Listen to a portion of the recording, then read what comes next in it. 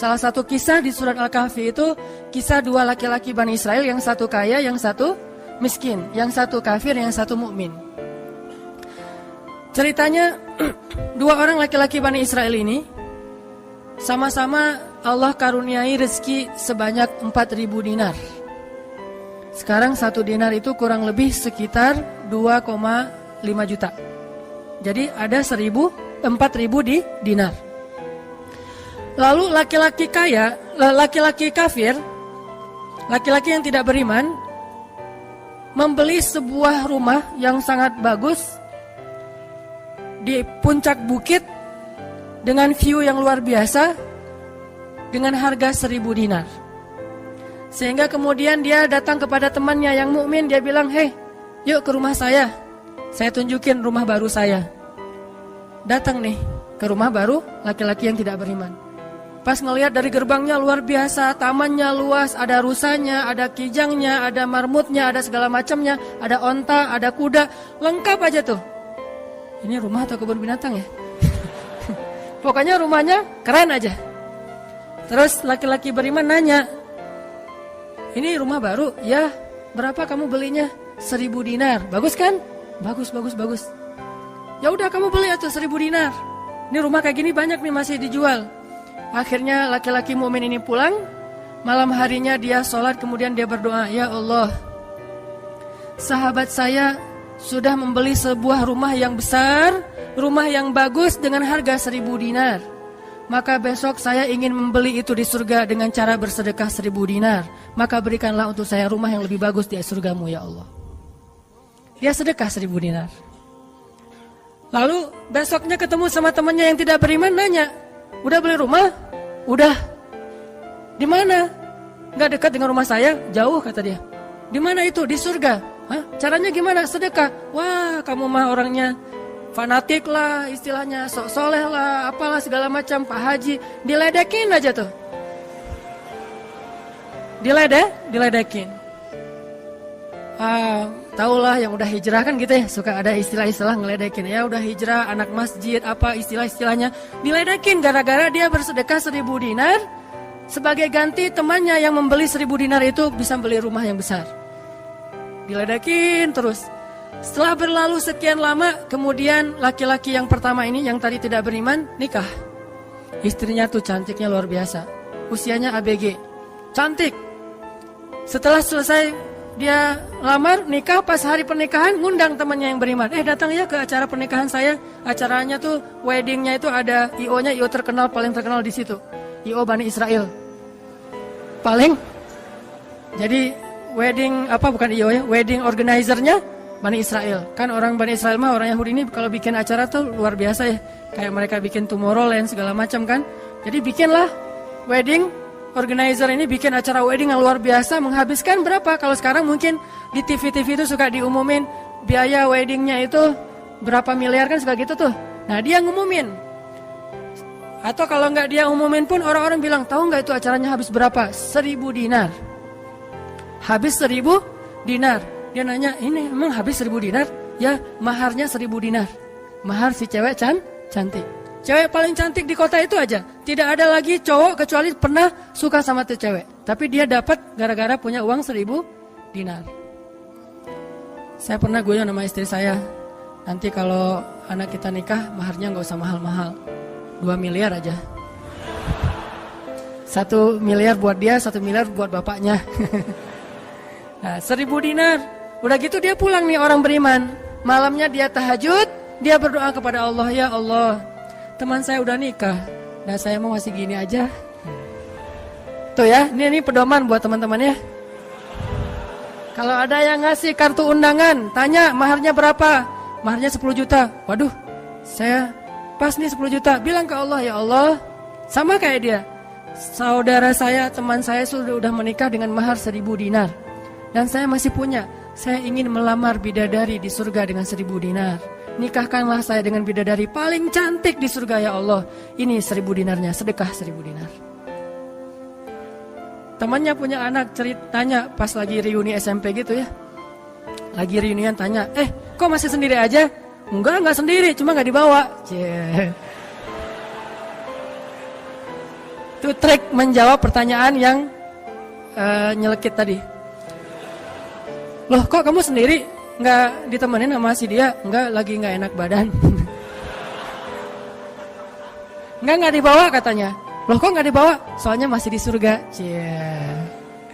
Udah aja. Oh di surga gimana caranya? Sedekah 1.000 dinar. Wah lo benerannya keterlaluan lo. Udah habis-habisan dibully.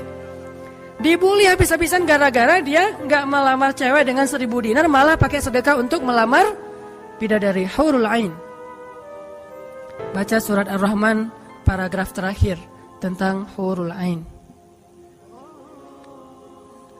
Fihinna qasiratut tarfi lam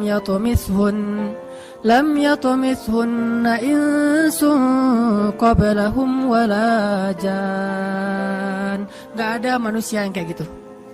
Qasiratut tarf, cewek yang matanya besar tapi sayu. Matanya besar tapi sayu. Kalau mata saya kecil, matanya besar tuh. Orang sekarang kan banyak pengen mata besar, sampai diedit dulu di berapa tuh? Aplikasi teh. Nah, itu. Di Fotoras lah, apalah diedit supaya matanya disobek dikit bagian ininya jadi besar gitu ya. Dikasih eyeshadow, dikasih segala macam supaya matanya besar. Kenapa? Mata besar itu simbol dari kecantikan. Makanya bidadari itu bahasa Arabnya Hurul Ain, yang matanya besar. Lam yatumithunna insun qablahum walajan. Belum pernah disentuh. Disentuh doang loh ya, bukan yang lain. Cuma disentuh aja, belum pernah oleh manusia dan jin. Murni, asli, original. Belum pernah dilihat oleh siapapun, benar-benar tersimpan. Kannahunnal yaqut wal marjan. Seolah-olah mereka itu adalah yaqut wal marjan, mutiara yang wangi. Udah mutiara, wangi pula. Yaqut wal marjan. Bukan Yakult yang diminum sehari, itu ya. Yakult beneran. Ditambah lagi nanti di ayat yang lain, fihinna khairatun hisan. Perempuan yang khairat. Khairat itu artinya banyak anak. Subur. Dan di surga itu orang berkeluarga dan beranak pinak. Sehingga seseorang ketika pengen punya anak, langsung punya anak, tidak perlu 9 bulan hamil. Dan gak perlu juga sesar. Udah aja lahir. Lahir dengan cara yang Allah ciptakan, sangat indah. Tidak perlu ada wahnan ala wahnin, tidak ada kepayahan demi kepayahan. Lahir anak. Dan anaknya bisa pesen, request. Ya Allah, saya pengen anak laki-laki, tapi modelnya gini. Nah, bisa. Kalau di dunia kan gak bisa request, terima aja apa adanya ya. Oh gini, ternyata gak mirip. Cuma di dunia, di akhirat mah bisa request, segalanya sesuatu juga bisa request. Udah aja kayak gitu, Hurul Ain. Sehingga dia tahu, gimana pun cewek ini cantik, tidak pernah bisa mengalahkan satu Hurul Ain. Seandainya jemari Hurul Ain, jari kelingking doang, dikeluarin dari surga ke dunia, maka cahaya matahari akan tertutup oleh cahaya jari kelingkingnya Hurul Ain. Kalau Hurul Ain sempat keluar dari surga, jatuh ke bumi, kau bidadari jatuh dari langit gitu kan ya. Nah, jatuh tuh ke bumi beneran. Maka nafasnya, satu kali dia bernafas, semua manusia akan mati karena tergila-gila kepada dia. Harumnya nafas Hurul Ain. Gak usah dibayangin, ntar makin gak bisa tidur. Sekedar ilustrasi doang nih. Akhirnya dia lamar tuh Hurul Ain dengan sedekah 1.000 dinar. Udah aja sih kayak gitu. Dan dia merasa, alhamdulillah saya lebih beruntung dari dia. Saya lebih beruntung dari dia. Gitu matematika mukmin. Baru setelah beberapa tahun, teman yang pertama tadi yang tidak beriman beli kebun. Kebun yang sangat luas. Lalu ngajak lagi teman yang beriman, yuk ke kebun saya. Kamu udah punya kebun? Udah, datang aja. Kamu tahu nggak nih kebun yang saya beli berapa? 2.000 dinar. Kebun korma yang sangat luas, yang di dalamnya ada mata airnya sendiri, yang tidak seolah-olah tidak ada batas ketika kita memandangnya. Terus sepanjang mata memandang. Kebun kurma yang rindang, 2.000 dinar. Lalu laki-laki ini pulang lagi, ya Allah, izinkan saya membeli kebun-kebun surgamu dengan 2.000 dinar, karena saudara saya itu udah membeli kebun di dunia. Sedekah lagi 2.000 dinar. Terus kayak gitu sampai mereka tua. Yang satu meninggal dalam keadaan kaya raya tapi kafir, yang satu lagi meninggal dalam keadaan miskin tapi beriman. Siapa lebih beruntung? Tergantung matematika yang dipakai.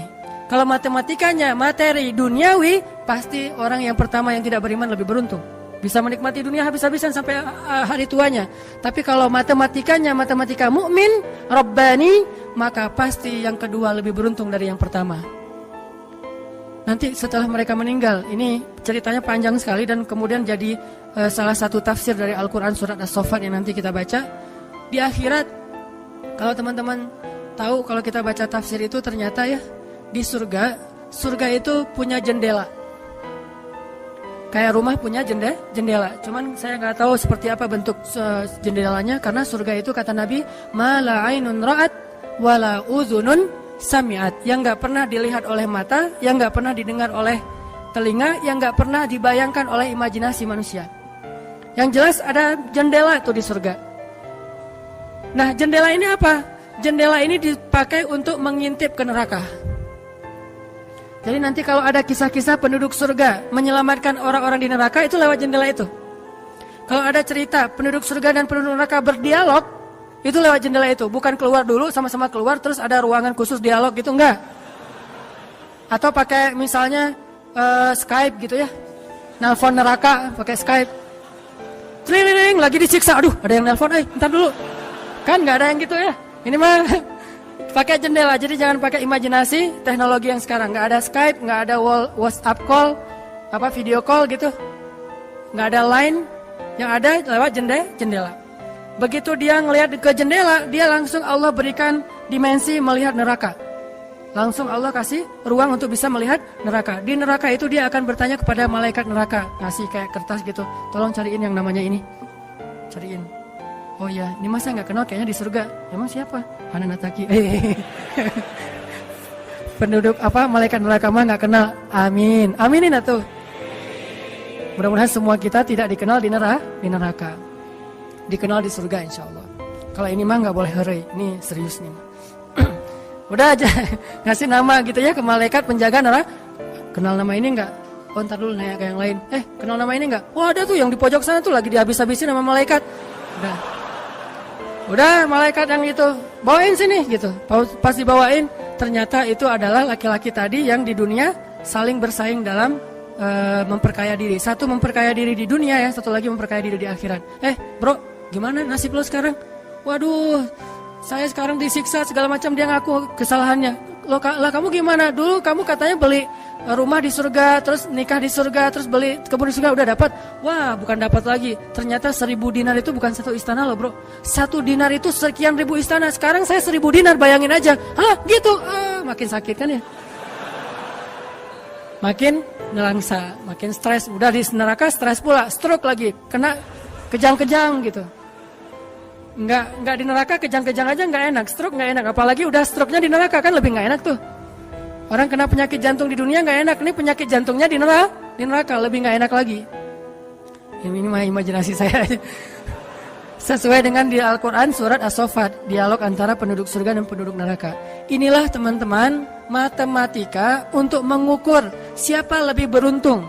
Sehingga kita tidak perlu bertanya, kenapa? Why? Saya udah hijrah kok makin susah hidup saya. Dunia itu, akhirat enggak.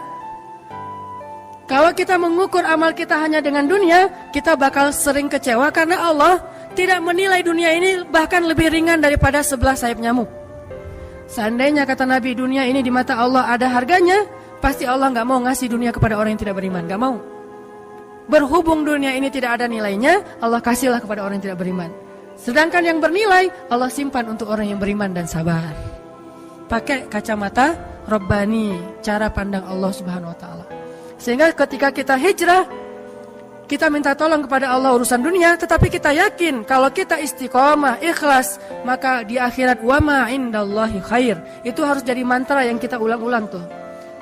Kalau teman-teman lagi cemburu dengan dunia, seseorang bilang wa ma indallahi khair. Apa yang ada di sisi Allah lebih baik. Udah enggak jadi cemburu tuh.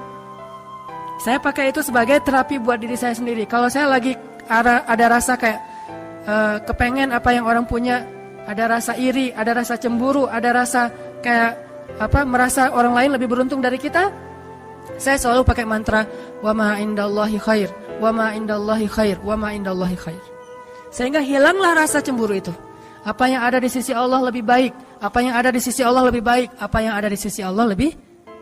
Walal akhiratu khairul laka minal ula. Wal akhiratu khairu wa abqa. Akhirat lebih baik bagimu dan daripada dunia. Akhirat lebih baik dan lebih kekal. Itu aja yang kita ulang-ulang mantranya. Wa ma indallahi khair. Udah aja senyum. Kita yang istiqomah gini-gini aja, orang lain yang tidak istiqomah yang sudah melenceng jadi gitu. Ya udah, apa yang di sisi Allah lebih baik. Ada yang gara-gara misalnya dukun bertindak jadi nikah. Kita bertindak sendiri nggak nikah-nikah misalnya ya. Ya udah aja, wa ma indallahi khair. Dan apa yang ada di sisi Allah itu bukan hanya akhirat tetapi juga dunia. Cuman Allah tidak memberikannya dalam waktu yang segera kepada mukmin karena Allah ingin melihat dulu ketabahan, kesabaran dan keistiqomahan kita.